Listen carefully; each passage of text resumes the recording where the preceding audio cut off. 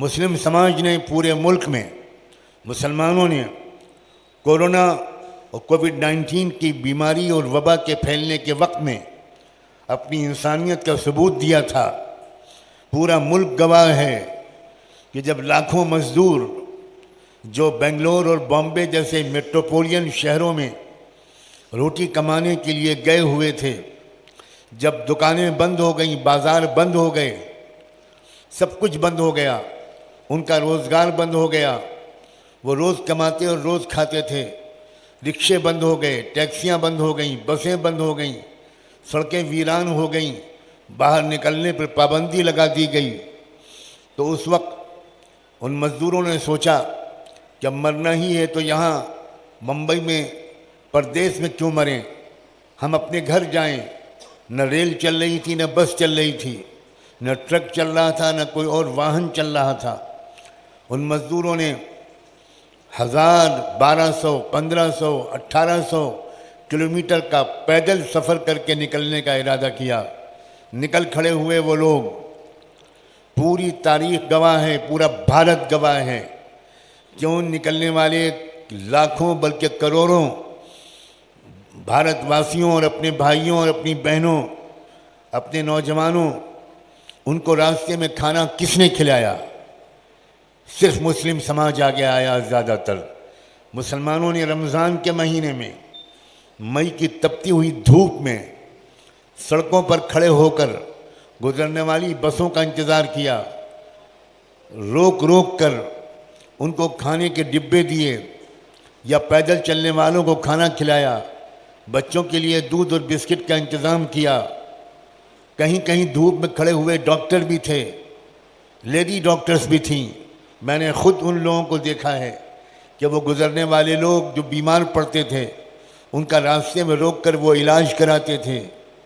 یہ دیش محبت کا گہوارہ رہا ہے، یہ دیش روحانیت کا مرکز ہے،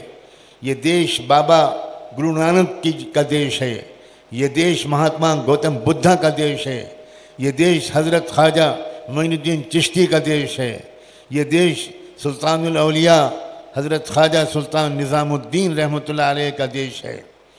یہ دیش جب آپس میں اس میں ایکتا تھی، جب محبت تھی، جب روحانیت تھی، جب آدھیاتمکتا تھی، جب آپس میں بھائی چارہ تھا، تو یہ دیش سونے کی چڑیا بن گیا۔ اور اس چڑیا کو لوٹنے کے لیے انگریز سمندر پار سے آئے اور انہوں نے آ کر یہاں پر آپس میں نفرت کے بیج بوئے اور اپنے شاگرد تیار کیے۔ کلکتہ میں فورٹ ولیم کالج کھولا پہلا، اس میں جو کتابیں ہسٹری کی لکھی گئیں اس میں جھوٹی جھوٹی باتیں لکھی گئیں، نفرت پھیلائی گئی، غلط فہمیاں پھیلائی گئیں۔ اور جب وہ شاگرد تیار ہو گئے، کچھ لوگ یہاں منووادی ویوستھا والے، برہمنی ذہنیت والے ایسے شاگرد تیار ہو گئے جو اس دیش کو نفرت کی بنیاد پر آپس میں توڑنے کا فن سیکھ چکے تھے۔ تو ان انگریزوں نے یہ ضروری نہیں سمجھا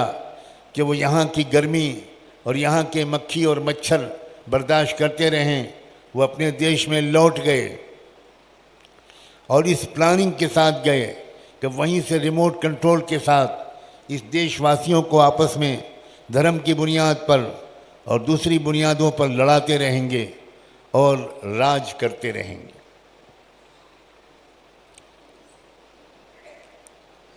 اگر یورپ، برطانیہ، انگلینڈ سپر پاور بنا، اگر دنیا کا سب سے مالدار دیش بنا، تو میں قسم کھا کے کہنے کو تیار ہوں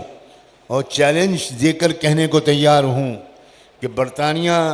جو مالدار بنا وہ بھارت کی لوٹی ہوئی دولت سے بنا۔